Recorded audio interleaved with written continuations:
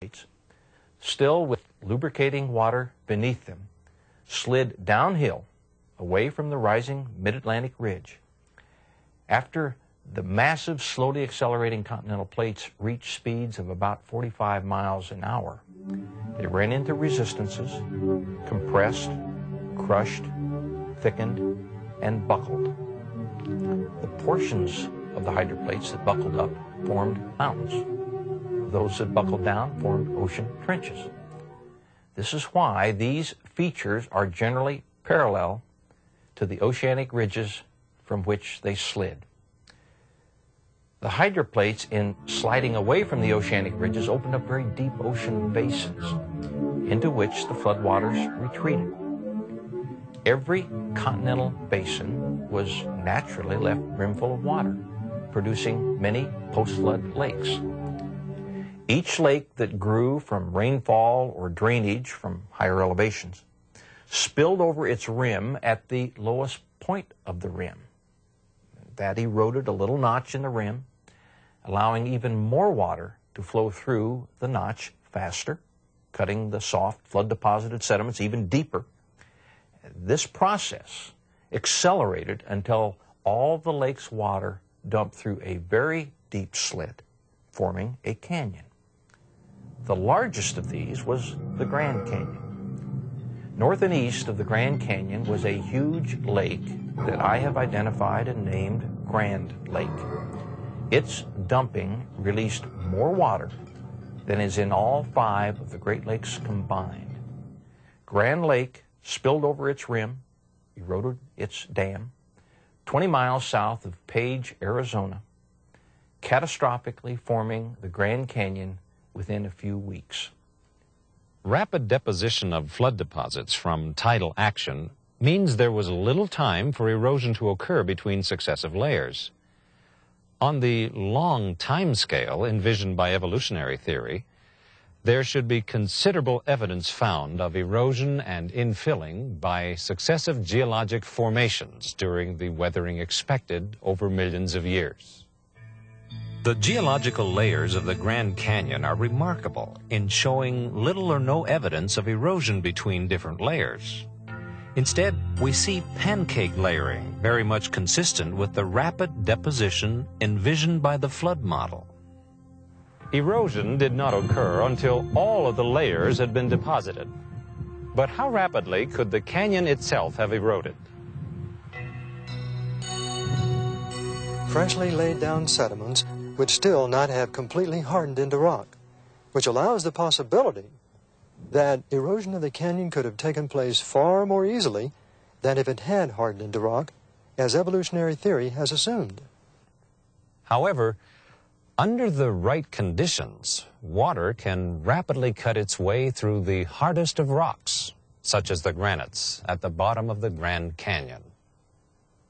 Those conditions involve cavitation. Cavitation is the rock pulverizing process associated with water flows greater than 100 feet per second. As water detaches from irregularities in the bedrock channel, vacuum bubbles are produced, inflicting hammer-like blows on the bedrock surface, literally converting the rocks into powder. A modern example of rapid erosion of bedrock from cavitation comes from Glen Canyon Dam on the Colorado River just above the Grand Canyon. Excessive snowfall from the high country of the upper Colorado River Basin in late spring of 1983 caused excessive runoff that poured into Lake Powell at rates of up to 148,000 cubic feet per second.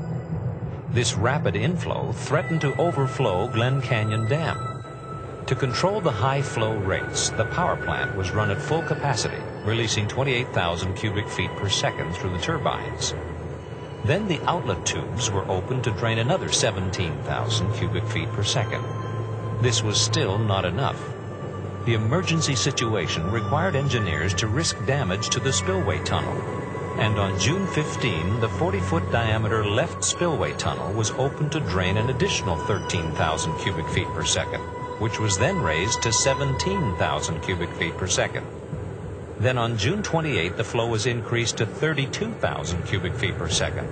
At this point, the water exiting the tunnel became red. and noticeable ground vibrations, earthquakes, were felt by engineers. Large blocks of concrete and bedrock came hurling from the 40-foot diameter tunnel. After closing the spillway tunnel, the survey team discovered extensive cavitation damage. The 3-foot-thick steel-reinforced concrete lining of the tunnel was penetrated by huge pits. At an elbow where the tunnel levels out, a hole 32 feet deep, 150 feet long, and 40 feet wide was cut through the lining into red sandstone bedrock. This hole required 63,000 cubic feet of concrete to fill. The repair process to the enormous hole shows the vast extent of the damage. The speed of erosion in the Glen Canyon Dam spillway tunnel occurred very rapidly during the period when the red color of water appeared and ground vibrations were generated. It is possible that cavitation was pulverizing concrete, steel, and sandstone at the rate of 1,000 cubic feet per second during the peak period of erosion. The destructive effects of cavitation at Glen Canyon Dam tell us the Grand Canyon could have been eroded very quickly by the sudden release of a huge volume of water above the canyon. But where did the water come from, and what caused its sudden release? Dr. Brown's studies on the Grand Canyon provide one of the best answers. Most people are told that the mighty Colorado River carved the Grand Canyon over millions of years. But if people could study the canyon from an aircraft, they could see its vastness and how tiny that river is in relation to the canyon itself. There is no river on earth that could carve this big hole in the ground, even over billions of years. If the Colorado River carved the Grand Canyon, the first question we should ask is, where did all the eroded sediments go? There should be a very large river delta at the end of the Colorado River. It's not there. Furthermore, geologists can't find a huge river delta anywhere near this part of the world. So we need to ask ourselves, where did the dirt go? At several places on this platform that overlook the Grand Canyon, there are small mountains or buttes whose horizontal layers tell a fascinating story. The layers line up with each other, so obviously they were at one time connected. Something must have come along and removed a several thousand foot thick layer of softer material that was once where we now are. So we need to explain not only where the dirt from inside the vast 200-mile-long canyon went, but also where did the thousands of feet of dirt go that was once above where we are now and spread out for tens of thousands of square miles. This particular formation, called Red Butte, not only still has some of these horizontal layers, but there is another clue sitting on top. The topmost layer is a lava flow. Lava only flows downhill. Therefore, at one time, the land surrounding the top of this butte must have been even higher.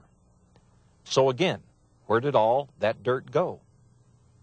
Grand Lake spilled over and eroded its dam catastrophically, forming the Grand Canyon to the southwest within a few weeks. One other large post-flood lake that geologists recognize was once near here was Hopi Lake.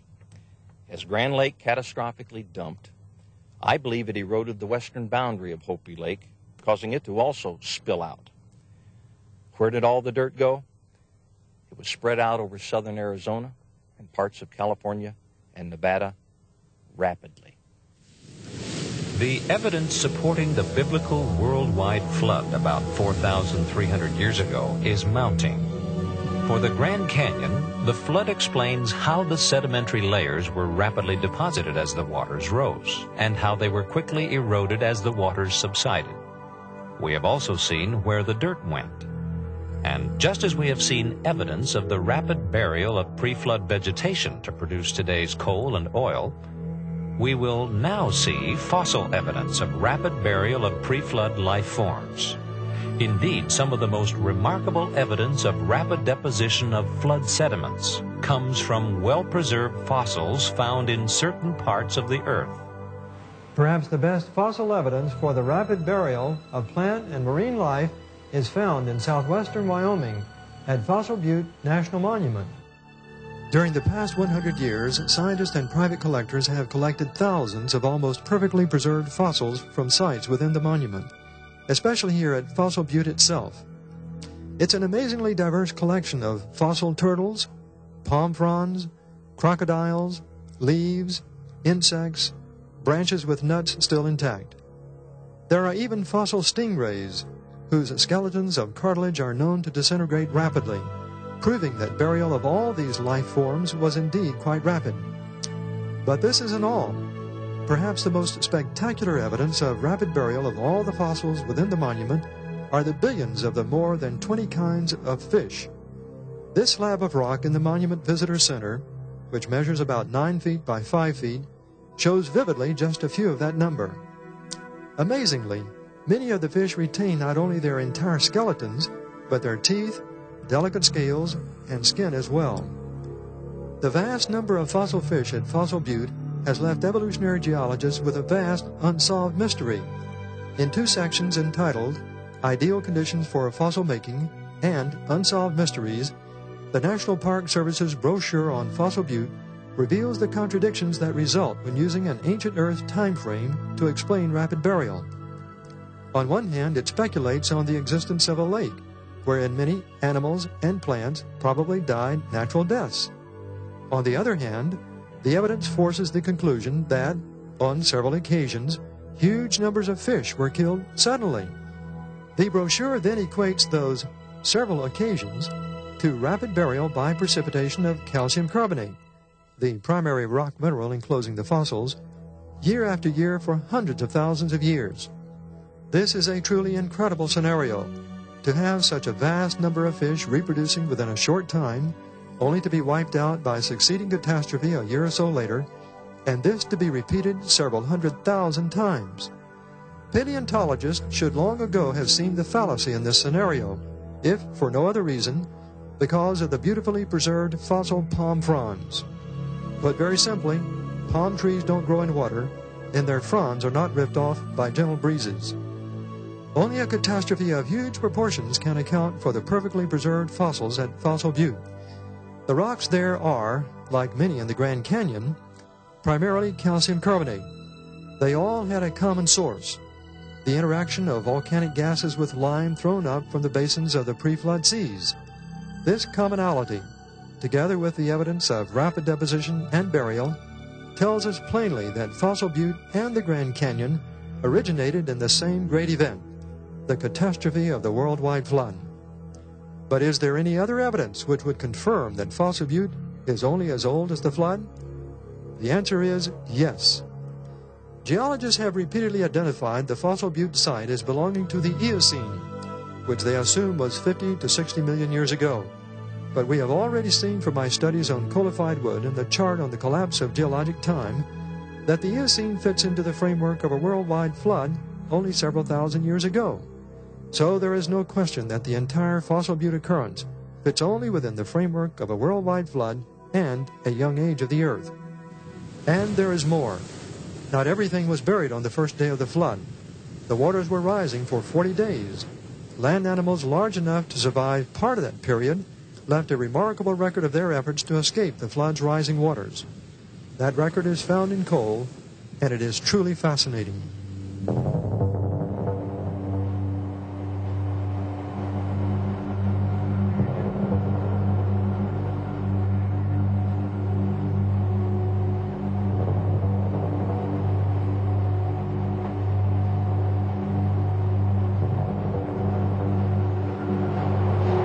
Dinosaur tracks in coal.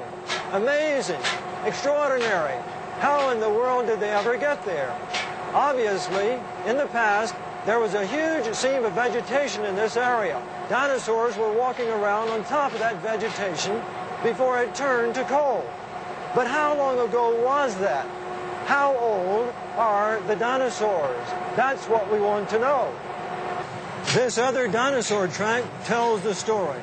It's right adjacent to one of these coalified logs here in this coal mine in Price, Utah. In fact, it's only about 100 feet away from the coalified log that we saw earlier. So we know that whatever the age of the coalified wood, the dinosaurs were of the same age.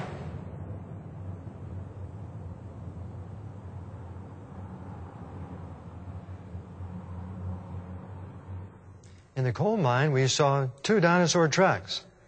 Were those the only 2 dinosaur tracks in the coal mines here in eastern Utah? Not at all. Here in the College of Eastern Utah Prehistoric Museum, look what has been taken out of these coal mines. Look at all these dinosaur tracks, different sizes. Some flesh-eating dinosaurs, some plant-eating dinosaurs. Why were they all together? To answer that question, let's look at the Kenilworth Mine fossil map. It says there are at least 8 different track types within 100 meters on the mine's roof surface. Over here on the map itself, here we can see all the tracks and the coalified logs. According to the sign, those dinosaurs were tromping around in a swamp. Common sense tells you that can't be true. There's no swamp in the world that will preserve such tracks. All those dinosaurs were together for a reason. They were trying to escape the rising waters of a worldwide flood. These charts help illustrate how dinosaur tracks could have formed at the time of the flood and why they exist in coal today. The pre-flood earth was covered with lush vegetation, a scene of beauty everywhere. Then came the flood. Torrential rain and the fountains of the great deep bursting open caused Earth's lush vegetation to be swept up in the flood's rising waters. This vegetation accumulated in great mats and then was deposited by the ebb and flow of tidal waves produced by volcanic activity in the pre-flood seas. Each tidal action left its deposit of sediment within or over the layer of vegetation. The dinosaurs, being quite heavy, were able to survive many of the early tidal actions as they sought to escape the rising waters of the flood. When the tidal waters briefly receded, the dinosaurs continued their search for higher ground, leaving their tracks in the sediments that were freshly deposited over the vegetation. At times, their great weight caused their tracks to penetrate the sedimentary layer into the mat of vegetation. That mat of vegetation has since turned into coal, and wherever the dinosaurs left their original imprints, there we still find an indelible record of their tracks in coal today. If all these dinosaurs were congregating together and swept up by the rising waters of the flood, we might also expect that they would be buried together. And indeed, here at Dinosaur National Monument in Vernal, Utah, we see a giant fossil dinosaur graveyard.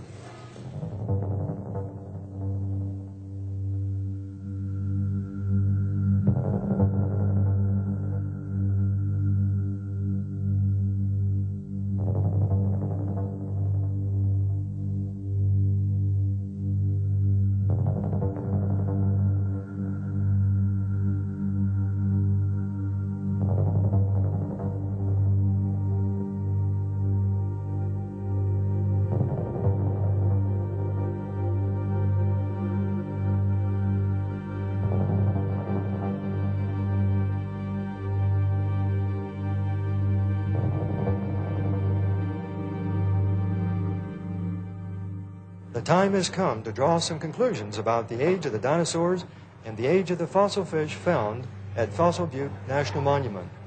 Here at Dinosaur National Monument, there's a sign that says these dinosaur bones are 145 million years old, the so-called Jurassic era. But we know that can't really be true at all. Remembering our early results on the coalified wood, there we found the collapse of geologic time. The Eocene, the Cretaceous, the Jurassic, and the Triassic, we found were all together only several thousand years ago. The fossil fish in the Eocene, the dinosaurs in the Cretaceous, the Jurassic, and the Triassic, all again collapsed to just several thousand years ago, buried at the time of the worldwide flood. This evidence disputes the whole evolutionary theory of life's origin and development. But some may ask, hasn't science proven dinosaurs lived hundreds of millions of years ago? It's just the opposite, according to the new evidence described by Dr. Andrew Snelling of the Creation Science Foundation of Australia. This May 1995 issue of the journal Science has a picture of a bee enclosed in amber. It's similar to the bee in the specimen of Dominican amber that we have here. Geologists think that both specimens are between 25 and 40 million years old. And now that's a big problem for them because they have now extracted from the abdomen of the bee bacteria, live bacteria. This result supports earlier findings of over 1,000 types of bacteria from other insects, some that date with the dinosaurs. Until now, many evolutionists thought those findings were due to laboratory contamination. They just couldn't believe bacteria could survive for tens or hundreds of millions of years. But this new result, coming after 4 years of careful analysis, rules out laboratory contamination. As a scientist, the reason why I believe the bacteria were found in the bee in the Dominican amber and in other fossils previously of the same age as the dinosaurs is because they're really all quite young. These have to be the result of being encased and buried in a worldwide flood, a catastrophic flood only several thousand years ago. All this agrees with the evidence for the young age of oil and coal that we've already seen, and clearly is consistent with the view that the varied life forms found in nature originated with the supernatural events of Creation Week only about 6,000 years ago. At this point, many may wonder how this startling summation can be reconciled with the evolutionary view of Earth history. They may ask, do we not know from radiometric dating that Earth's basement rocks, the granites, formed repeatedly at different times and places over billions of years of evolutionary time? And do we not know that using these same methods that the fossils and sedimentary rocks are hundreds of millions of years old? The answer is a clear-cut no to both questions. Neither granites nor fossils have ages stamped on them when they are collected. The ancient radiometric ages that scientists have accepted for so long have never been scientific facts. Factual scientific information is derived from laboratory experiments. Radiometric age dating is really just an arithmetic calculation. It is composed of a laboratory measurement, the amount of lead divided by the amount of uranium. Both of these are ascertained in the laboratory. The other variable is supposedly a constant. It assumes a constant decay rate. The age is then calculated as the product of that constant times the ratio. Only the ratio is measured in the laboratory. If this constant here is really not a constant but a variable, then the age is meaningless, and the radiometric ages are just so much radiometric fiction. Evolution assumes granites formed by slow cooling over billions of years. The time of cooling, or presumed age, is obtained by measuring the present radioactive decay products in the granite, and assuming they accumulated only by slow, constant radioactive decay. Because evolution equates radioactive age with the time of cooling, any evidence showing granites formed rapidly essentially shows their simultaneous creation. Thus, the premise of constant radioactive decay and the inference of great age is invalidated. And indeed, there is scientific evidence for their simultaneous creation. Etched within the granites are beautiful microspheres of coloration produced by the decay of a certain radioactive element known to have only a fleeting existence. Using a simple analogy, Alka-Seltzer bubbles in water can be retained only by rapid freezing. Similarly, the microscopic record of fleeting radioactive decay in the granites is there only because these rocks were instantly created in solid form. If these rocks had formed by slow cooling, as evolution claims, the radioactive traces would have disappeared in the melt without leaving any visible record. This record of instantaneous creation is found in granites worldwide. Moreover, its existence in granites of vastly different radiometric ages shows they were all created at the same time. This collapses the whole foundation of geologic time. The hundreds of millions of years of cooling time that geologists have thought necessary to form the giant monolith El Capitan is reduced to less than a few minutes. How does this creation evidence impact on the age of the Earth? Very significantly. Simultaneous creation of different granites tells us that the various radiometric ages are in error. Something is wrong. Earlier we found there was only one uncertainty in radiometric age calculations. That uncertainty was the assumption of a uniform decay rate. Now we know that there was a change in the decay rate sometime in the past. My view is that indeed at the time of the flood there was a vast change, an increase in the radiometric decay rate. Radioactivity then cannot be used for age dating until after the end of the decay rate change. Any effort to use radioactivity for age dating prior to that time is certainly to end with an erroneous result. Other evidence relating to the decay rate change and a young age of the Earth comes from my studies of granite cores taken from a deep drill hole in New Mexico.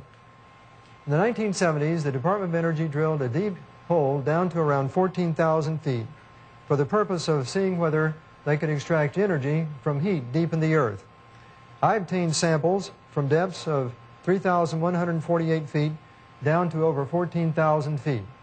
The purpose was to extract tiny microscopic zircons, uranium-bearing minerals, from the granites. The results of my investigations on these zircons were published in Geophysical Research Letters in 1982. The orange half circles here represent the tiny zircons in the granites at different depths. The first one at 3,148 feet at a temperature of 105 degrees centigrade. Going on down to a depth of 14,131 feet at a temperature of 313 degrees centigrade, 3 times the boiling point of water. Now let's assume that these zircons were filled with helium at a given time. The dots above the zircons represent how rapidly the zircons are losing helium at these various depths. Obviously, the hottest one at the greatest depth is going to lose it far more rapidly than the one at the highest depth at 3,148 feet. After a period of time has elapsed, we would expect that indeed the zircon at nearest the surface, 3,148 feet, would still have the greater amount of helium in it. The one at the very lowest depth, at the highest temperature, would now have the smaller amount of helium, very small.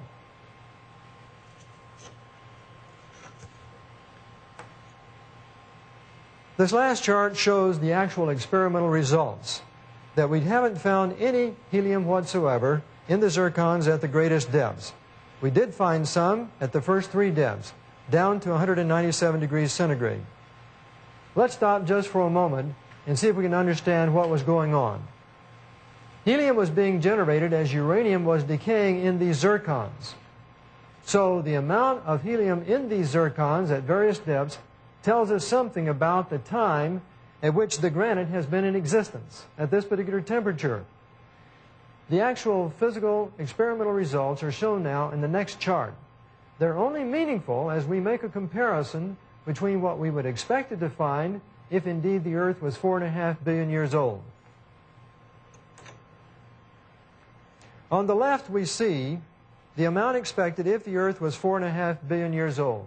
Only a very, very small amount.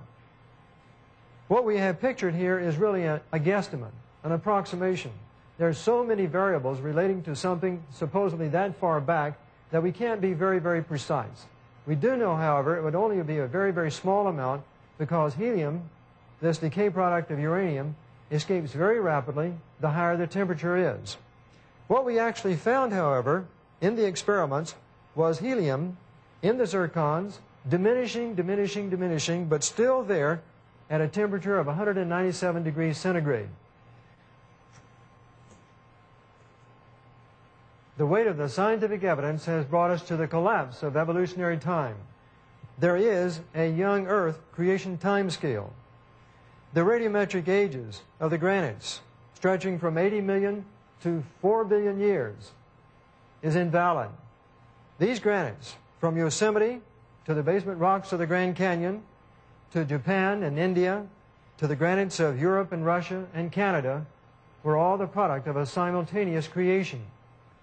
We haven't proved that the Earth is 6,000 years old, but we have found evidence that is consistent with a 6,000-year age of the Earth. And we have shown that a several billion-year age of the Earth is scientifically incorrect. We've captured only a brief glimpse of the various lines of scientific evidence that point to the truth and accuracy of the biblical record of Earth's recent creation and the Great Flood. Brief though our glimpse has been, the conclusion has been certain.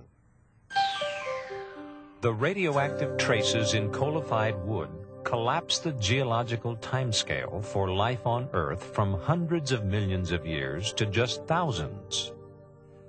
The occurrence of the worldwide flood explains the rapid accumulation of vegetation responsible for Earth's vast coal and oil reserves. The young age of coal and its rapid formation in the laboratory, as well as the oil now forming in Guaymas Basin off the California coast, fits only into a young, not ancient, age of the Earth. Dinosaurs, their fossils buried in mass graveyards, and their tracks in coal are a mute reminder of the futile attempts of these creatures to escape the rising waters of a worldwide flood. The excess helium in deep granites provides concrete evidence the Earth's crustal rocks are young, thus powerfully disproving the whole concept of an anciently evolving Earth. And finally, the fingerprints of creation, also found in the granites, the very rocks the Bible speaks of as Earth's foundation rocks, confirm these rocks were all the product of the same creation. This fact invalidates evolution's basic assumption of uniform radioactive decay and collapses the whole structure of evolutionary time. We must conclude, therefore, that evolution's 4.5 billion year age of the Earth is nothing more than science fiction. Prior to viewing this evidence, perhaps few would have believed that the granite monoliths of Yosemite were part of Earth's creation about 6,000 years ago. This is somewhat understandable, seeing that we live in a secular world dominated by the belief that science supports the evolutionary view of an ancient Earth. But now that this evidence for creation and a young Earth has exposed evolution's fundamental flaw, we realize there has always been a bridge connecting science with biblical creation. Why didn't we recognize it sooner? It seems we were blinded by the idea we could explain all of Earth history by the natural laws that we now experience. We forgot that God's infinite creative power is far above our limited understanding of the universe and the laws which govern it. So things that fitted into evolution were emphasized, so much so that it seemed natural law really did explain everything. The hard things that couldn't be explained were put on the back burner. We tended to forget them, thinking they would someday be solved. What we failed to admit to ourselves is that many of those hard things were really impossible to explain within the framework of evolution, that they were actually evidence for either creation or a worldwide flood. The evidence presented has given us reason to rethink our beliefs about origins based on valid scientific data. Clearly, the belief system that fits all the scientific facts we presented is the record of creation given in Genesis and repeated by Moses in Exodus 20:11. For in 6 days the Lord made heaven and earth, the sea, and all that in them is, and rested the seventh day.